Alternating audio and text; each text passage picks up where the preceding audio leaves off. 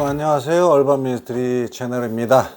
오늘은 말씀드린 대로 이제 이론편을 좀 다룰 건데, 오늘은 책을 좀 이제 하나를 가지고 시작을 할까 합니다.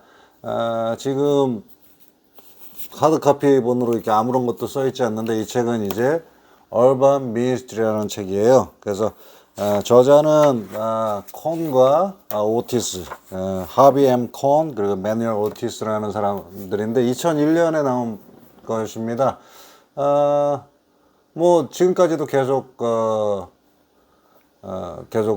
새로운 판본이 계속 나오기도 하고, 그 다음에 얼반 미스트리 공부할 때 상당히 중요한 책이에요. 그래서 전체적인 어떤 얼반 미스트리의 어떤 역사적인 부분부터 시작해서 2001년에 지어지긴 했지만 그 당시에까지 이루어지는 뭐 새로운 도전들, 물론 좀 많이 바뀌었어요. 그리고 이게 서양에서 기독교의 그 서구적인 배경부터 시작해서 서구의 어떤 신학이나 관점으로 쓰여졌기 때문에 조금 다른 면이 있을 수 있어요. 한국이나 아니면 아시아 아니면 뭐 라틴 아메리카나 아프리카 같은 그런 다른 나라들의 기독교의 어떤 모습이나 위상 그런 것과는 조금 다를 수가 있는데, 전체적으로 당면한 이제 얼반 미니스트리 어떤 문제들 아니면 얼반 미니스트리가 헤쳐나가는 싸워야 되는 것들에 대해서 이제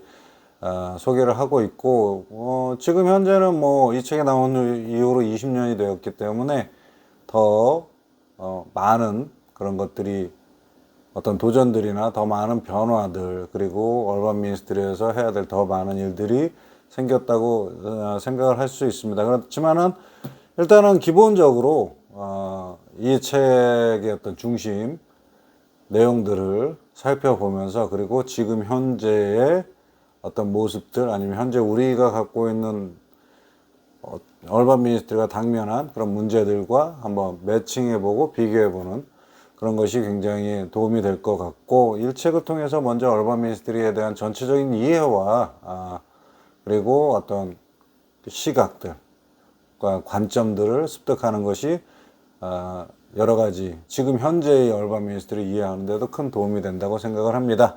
그래서 이 책은 전체적으로 보면 이제 파트 6개의 파트로 나눠져 있어요. 그래서 파트 1, 2, 3, 4, 5, 6에서 다른 주제들을 가지고 그 다음에 조그만 작은 소챕터들로 이렇게 나눠져 있는데, 오늘은 파트 1의 내용을 조금 다루려고 합니다. 근데 이 파트 1이 각 파트가 양이 좀 많습니다. 그래서 오늘 정해진 시간 안에 다 다룰 수 있을지는 모르겠는데, 하여튼 최대한 다뤄보고 안 되면 이제 다음 시간에 또 후반부를 좀 다뤄보도록 하겠습니다. 제일 먼저 이제 파트 1은 도시라는 것에, 도시의 어떤 과거, 현재 모습들에 대해서 생각을 좀 하고 있어요. 그래서 얼반 미니스트리 종류에서 이제 얼반에 대한 이야기를 하면서, 이 도시가 형태나 포맷이 바뀌면 따라서 종교나 아니면 교회의 선교, 교회의 모습도 많이 바뀌었거든요. 그래서 그 변화되는 사회의 어떤 도시의 모습이나 특성이 바뀌면서 변화되고 발전해가는 것을 따라서 교회가 또한 그 모습을 변화시키고 발전해가는 것들을 이렇게 살펴보게, 이렇게 비교해서 설명을 해놨는데, 뭐 간략하게 이제 요약을 해보자면 그런 거예요. 처음에 이제 도시의 발생은 도시 국가적인 형태가 됐습니다. 옛날에 그 그리스 형태에서 여러분 보실 때 아테네, 또 뭐가 있습니까? 카르타고, 뭐 이런 식의 저기들은 각자가 하나의 도시이면서 어떻습니까? 각자가 하나의 국가를 이루었어요. 이럴 때에 종교는 어떠냐? 종교가 사실 권력의 모든 중심일 뿐 아니라 사회, 경제, 문화의 모든 것의 핵심입니다. 그래서 그 안에 그 도시국가의 가장 중심이 되는 곳에 뭐가 있습니까? 신전이 있었어요. 아테네에도 뭐 파르테논 신전이라든가 이런 것들이 있었고, 그리스의 도시국가들의 각 국가들마다 신전이 그 중앙에 있었고, 그 신전을 중심으로 도시의 행정과 그 다음에 어떤 문화나 이런 것들이 교류 여러 가지가 정치까지도 뭐 모든 것이 그 도시 중앙에 모여지는 신전을 가지고 중심으로 이제 행해졌다는 말이죠. 자, 그런데 이제 여기서 이제 그레코 로마 로만 시대, 로마 제국의 시대로 돌아오면서 제국주의가 성장을 하게 됩니다. 그래서 로마 제국주의, 고대 제국주의의 어떤 형태는 뭐냐면 제국이 정복을 해 나가잖아요. 이렇게 식민지를 만들고 정복을 해 나가는데 그 한 도시의 중심의 신전이 뭐 모든 것을 다 하는 것처럼 그렇게 행할 수가 없잖아요. 그러니까 어떤 일을 만드냐면 행정 도시들을 만들어요. 위성 도시처럼. 그래서 여러분 역사책에서 보시면 이제 알렉산더 대왕이 이제 전 세계를 정복하고 지배했을 때 각지에 알렉산드리아, 제가 마침 살고 있는 지역이 미국의 지역이 이제 버지니아 알렉산드리아라는 지역의 이름을 갖고 있는데 그 알렉산드리아라는 도시를 각 곳마다 각 대륙마다 이렇게 세우게 되거든요. 그래서 가장 유명한 게 뭐가 있습니까? 아프리카 지역에 세워진 알렉산드리아. 그 알렉산드리아의 대도서관이 굉장히 유명했던 역사적인 기록으로 남아있는 그런 형태인데 그런 식의 어떤 행정 도시들이 성립하게 됩니다. 그래서 교회가 이런 환경에서 이제 맞춰가게 되는데 이 그레코 로마 시대의 그런 행정 도시들이 만들어지고 로마의 어떤 제국주의적인 통치가 시작될 때 교회가 생겨요. 예수 그리스도의 어떤 태어나심과 그리고 십자가 죽으심과 부활로 인해서 교회가 형성이 됩니다. 근데 이 교회가 굉장히 독특한 교회예요. 독특한 정치 형태라고 얘기를 할까요? 문화 형태라고 할까요? 종교 형태라고 할까요? 또 하여튼 독특한 신념. 그때 당시하고는 전혀 다른 신념을 펼치게 됩니다. 그게 뭐냐면 교회는 세상 어느 권력과 권세, 어느 도성에도 속하지 않았다. 교회는 어디에 속해 있느냐? 하나님의 도성에 속해 있다. 그래서 교회와 하나님의 도성 이런 식으로 그래서 세상을 두 도성으로 이제 하나님의 도성과 세상의 도성으로 이렇게 나누게 되는 형태로 만들어지게 되는데 그래서 이 교회 성도들이 주장하는 것은 뭐냐면 새로운 형태의 시민권이에요. 어떤 시민권이냐? 교회는 하나님의 도성에 속했고 성도들은 그 도성의 시민이다. 백성들이다 얘기를 하는데 이제까지는 어떻습니까? 그레코 로마 형태까지는 뭐 그 이전에 도시 국가 형태에서도 또 도시가 있거든요. 출신 도시의 중심이 있거든요. 그래서 출생한 지역의 시민권을 갖게 되는 거예요. 근데 하나님의 도성은 이 세상에 사실 도성의 어떤 영역이라든가 형체가 없거든요. 정해진 범위나 경계가 없어요. 그래서 어떻게 보면은 굉장히 뭐랄까 실체가 없는 나라의 시민권을 주장하기 시작한 게 교회가 되는 거죠. 그렇게 되면서 이제 이 교회 하나님의 도성에 새로운 특징이 생기는데 어떤 특징이냐면 그때 당시에 그레코 로마 중심의 사회에서 갖고 있던 사회적인 질서를 뒤흔들고 무너뜨립니다. 뭐냐? 신분의 어떤 구분이 있었잖아요. 신분의 구분을 교회는 인정하지 않아요. 그래서 교회는 모두가 하나님의 도성의 백성들이고 시민들이기 때문에 모두가 하나님의 시민들이라는 거예요.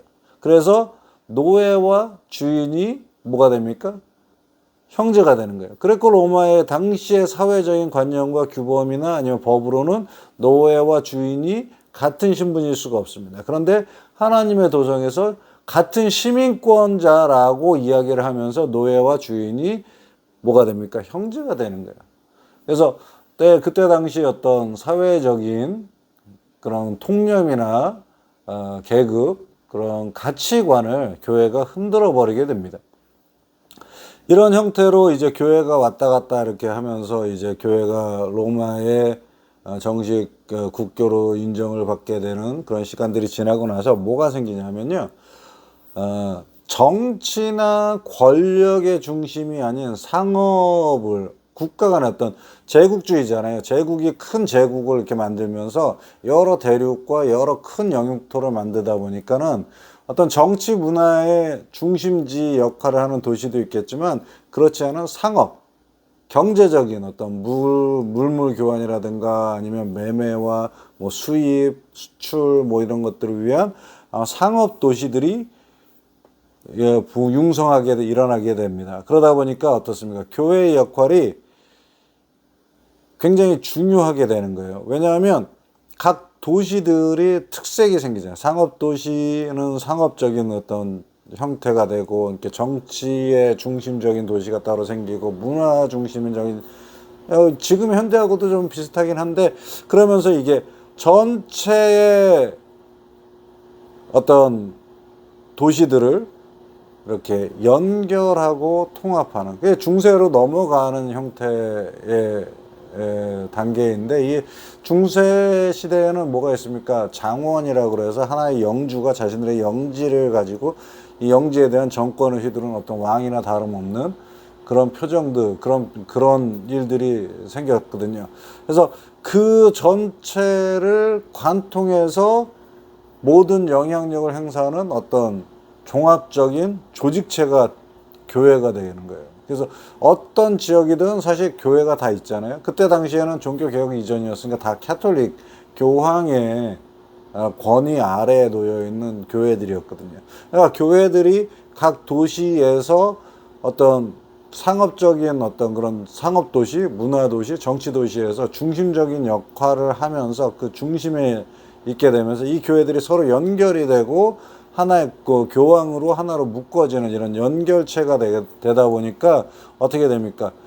굉장히 교회 자체가 굉장히 큰 권세를 갖게 돼요. 왜냐하면 각자 따로인데 그 안에 다 들어가 있는 교회들은 전부 연결돼서 하나이거든요. 그러니까 커다란 게 되고 동시에 뭐라고 그러냐면 유니버설이라고 이러는데, 유니버설이라고 하면 어떻습니까? 뭐 우주적 이렇게 얘기를 할 수도 있겠지만, 우주적이라기보다는 보편적, 전체가 하나로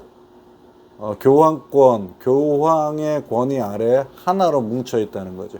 그래서 뭐 독일에 있는 교회라 할지라도 실제적인 명령과 그 수행은 누가? 교황의 명령에 따라서. 그래서 이 사제들의 어떤 교황의 명령에 따르는 사제들의 가르침을 일반 백성들이 받아들이고 있기 때문에 정치적인 독일의 뭐 국왕이라고 할지라도 이 교회의 권위를 함부로 건드릴 수가 없게 되는 거죠. 그렇게 해서 이제 교회가 상업의 중심이 돼 가고 있습니다. 상업의 중심이 돼 가고 있다라고 하는 얘기는 뭐겠습니까? 돈과 관련되는 것들이 되게 생긴다는 거죠. 그러면 교회가 그런 권세, 유니버셜한 그런 조직체로서 하나의 권세를 누리고 권세를 휘두르고 그리고 돈과 엮이다 보면 뭐가 되겠어요?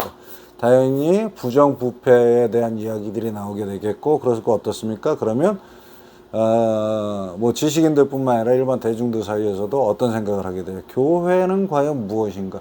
교회가 저렇게 권세를 누리고 힘을 누리는 것이 교회의 참된 모습인가? 교회의 정체성에 대한 어떤 의문이 생길 수밖에 없다는 거죠.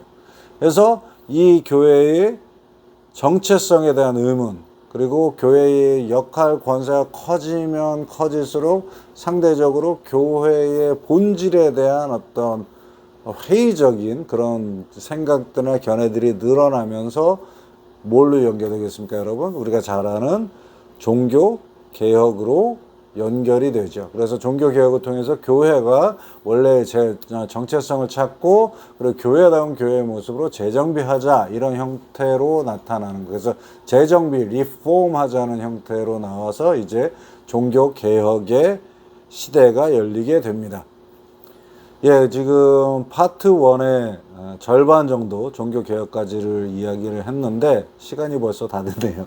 굉장히 양이 많고 그리고 뭐 다뤄야 될 중요한 이야기들이 많지만, 그래서 오늘은 이제 종교 개혁에 이르는 단계까지를 본다고 한다면, 다음 시간에는 잠깐 산업혁명, 통한 어떤 교회의 모습, 사회의 변화와 교회의 모습, 그리고 산업혁명 이후에 모더니즘 뭐 들어보셨을 거예요. 모더니즘, 뭐 포스트 모더니즘 어떤 이런 얘기를 하는데, 사실상 이제 그 이야기가 대두되는 시절의 이야기는 이제 제3세계 혹은 약자, 소외자들에 대한 이야기들, 음성, 그들의 목소리가 일어나는 시대가 되고, 그리고 나서 이제 뭐 포스트 모더니즘으로 이렇게 다문화적인 그런 다원적인 세계 속에서 교회가 어떤 모습을 찾아가야 되는가, 교회가 얼반 미니스트리가